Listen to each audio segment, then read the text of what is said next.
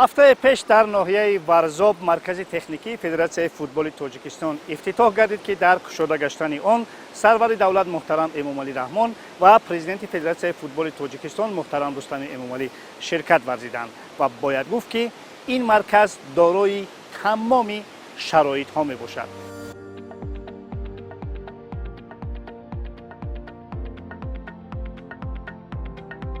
ҳадафи асосии бунёди маркази техникии федератсияи футболи тоҷикистон ин фароҳам овардани имкониятҳо ва шароити муосир барои футболбозони ҷавон ва барои омодагии дастаҷамъонаи тимҳои мунтахаби кишвар ҷиҳати иштироки бомуваффақона дар мусобиқаҳои сатҳи байналмилалӣ равона гардидааст.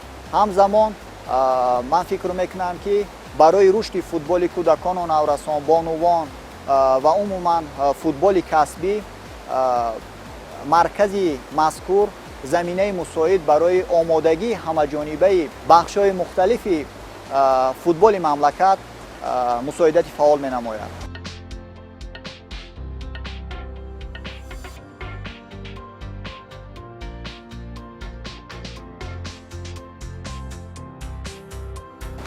воқеан ҳам маркази мазкур, ки чуноне ки дар боло ҳам зикр намудем, дар шоҳроҳи душанбе чаноқ дар километри 40 бунёд ёфтааст.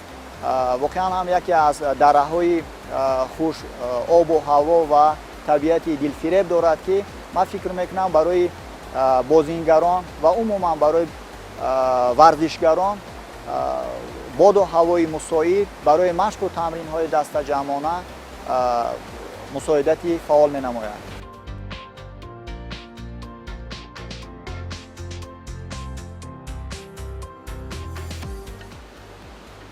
мана аввалин чизе ки дар инҷо ба чашм мерасад, албатта мана ҳамин лавҳае ҳаст, ки дар инҷо навишта шудааст, ки маркази техникии федератсияи футболи тоҷикистон 23 июни соли 2026 аз ҷониби президенти ҷумҳурии тоҷикистон пешвои миллат муҳтарам Эмомалӣ Раҳмон ифтитоҳ гардид.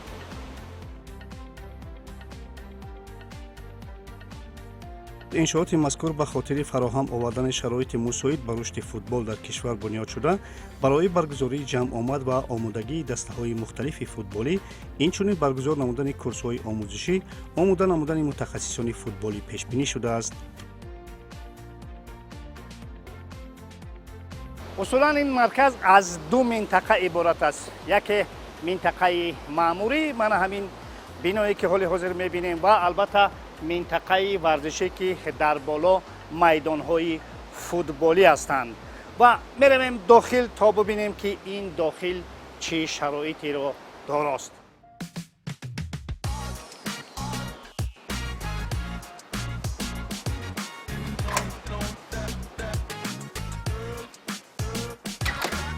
дар ошёнаи якум тарабхона дорои шароитҳои лозима ҷойгир шудааст, ки дар он хизматрасониҳо дар сатҳи баландбароҳ монда шуданд.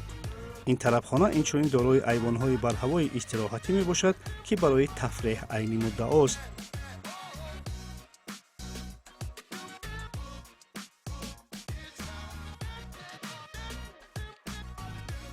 бино аз 6 ошёна иборат буда, дар он усулан утоқҳои мухталифи маъмурӣ барои фаъолияти кормандон ва албатта утоқҳои хоб ва истироҳат, толорҳои баргузор намудани маҷлису конферансҳо ҷой гирифтанд.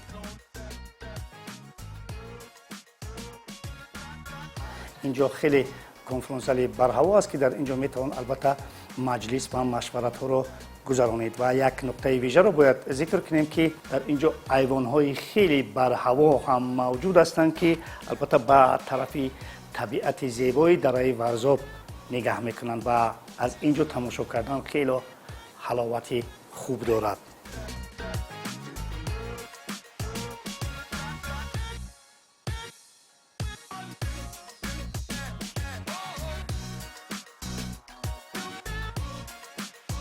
албатта дар бинои маъмурӣ нақши вежаро шароити мавҷудаи утоқҳои хоб ва истироҳат мебозанд. дар утоқҳо тамоми шароит барои зиндагӣ мавҷуд аст.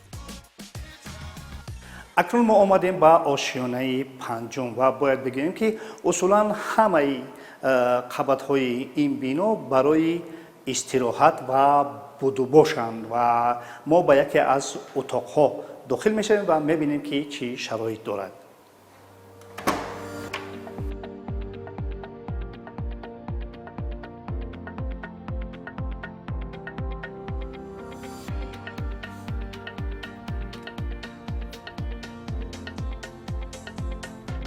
утоқе ки мо дидем утоқи оддӣ буд ва ҳамакнун меравем утоқе ки ба истилоҳи утоқи люкс аст.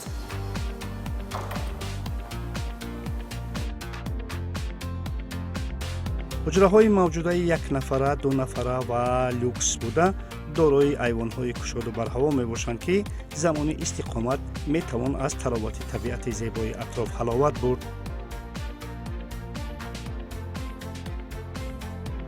акнун мо омадем ба таҳхонаи бино, ки инҷо ҳуҷраи мураббиён, сауна ва толори варзишӣ ва утоқҳои дигар ҳам мавҷуданд.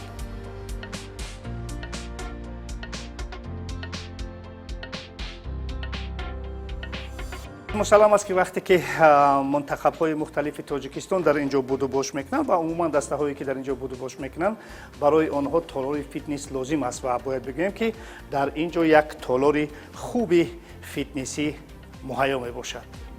дар шароити феълӣ мавҷудияти фитнес ҳамчун ҷузъи ҷудонашавандаи машқҳои варзишӣ талаби вақт аст ва дар инҷо тамоми таҷҳизоти муосир барои обу тоби бадан ва тақвият додани ҷисму рӯҳ фароҳам мебошад.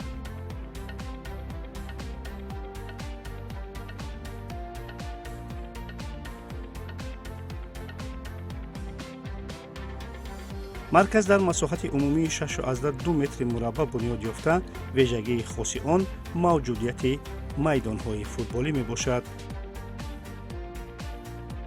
акнун мо омадем ба майдонҳое ки дар ин марказ бунёд шуданд. яке майдони ба истилоҳи гибридӣ ва дигаре майдони сунъие ки болотар дар инҷо ҷойгир аст. ва албатта мо аз мутахассис пурсидем ки ин майдон чӣ гуна нигоҳубин карда мешавад, чӣ бартариҳо дорад ва чӣ гуна ин майдон метавонад ки фардо ситораҳои саршиносро тарбия кунад.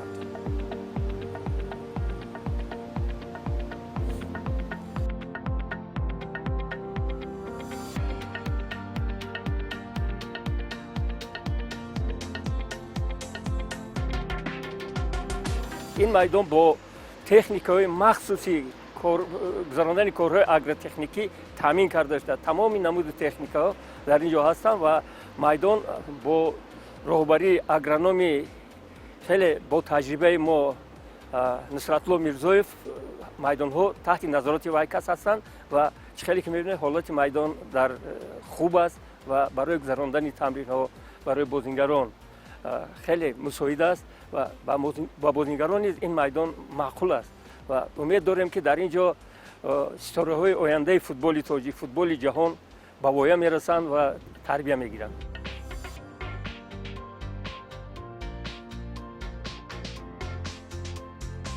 این میدان ها نازک هستند.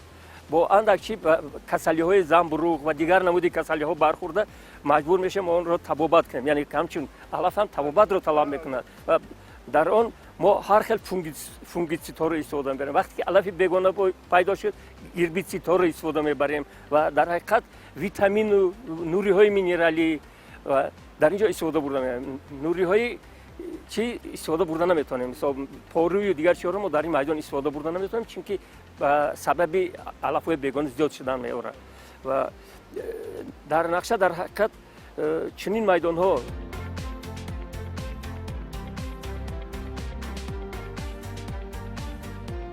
سالهای نزدیک در مملکت زیاد میشن. البته در شهر ایسار چنین ورزشگاه هست، خیلی در حالت خوب است و وقتی که سال گذشته در منطقه ما بسیار ورزشگاه‌ها سوختن از گرمی که در ماه ایول، روزهای اول ایول حرارت هوا خیلی بلند بود، سوختن. ایسار چمنزار میدان ایسار نسوخته بود چون که کارهای آگروتکنیکی درست برای مانده شد از طرف آگرونوم و از طرف یاردمچی‌های او که در ورزشگاه ایسار کارگرانی هستند با تجربه هستند و خود این سال الان ما شروع کردیم در شهر وحدت ساختن چنین میدان را با دستگیری با یک لایحه کنفدراسیون فوتبال آسیا و امید داریم که سالهای نزدیک چنین میدان‌ها در دیگر منطقه‌های جمهوری نیز زیاد میشوند.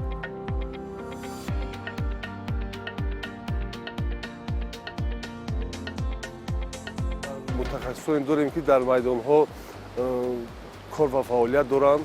این زحمتی بسیار زیاد طلب میکند و ما از این برآمده ایستاده ایم.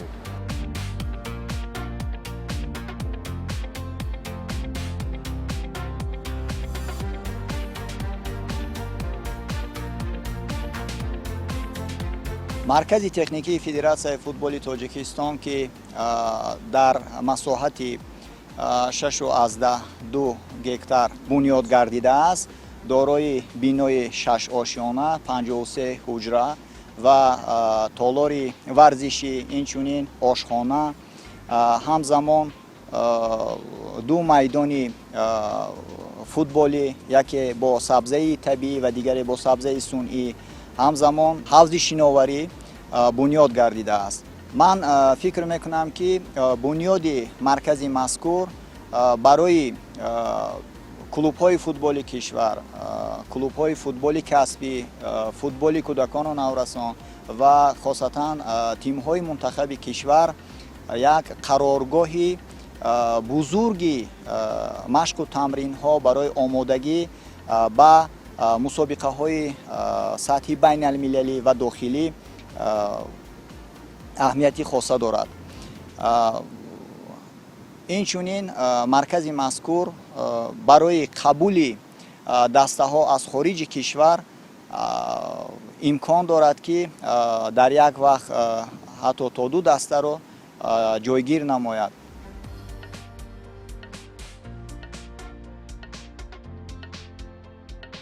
البته بنیاد چنین یک مرکز محتشم و دارای تمام شرایط‌های جوابگو به طلبات در چهارچوب استقبال سیاست‌های ورزش پرورانه سرور دولت محترم امامعلی رحمان و اقدام‌های سازنده پرزیدنت فدراسیای فوتبال تاجیکستان محترم رستم امامعلی به خاطر رشد فوتبال در کشور عملی می‌گردد. مرکز مذکور پیش از همه برای آمادگی دسته‌های مختلف فوتبالی مملکت، تربیت نسل جوان، آماده نمودن متخصصان با استعداد رشته فوتبال و جلب بیشتر جوانان و نورسان به فوتبال خدمت کرده برای عملی نمودن هدف‌های بزرگ فوتبالی ما مساعدت خواهد نمود.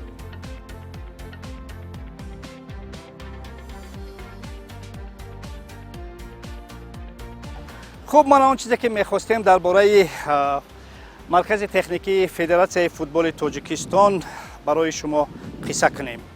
البته امیدوار هستیم که فردا از این مرکز تکنیکی از این میدان‌های سبزی بنیاد شده در اینجا چهره‌های سرشناس فوتبال تاجیک خواهند برآمد و نفوذ و اعتبار فوتبال تاجیک را به عرصه جهانی خواهند برآورد.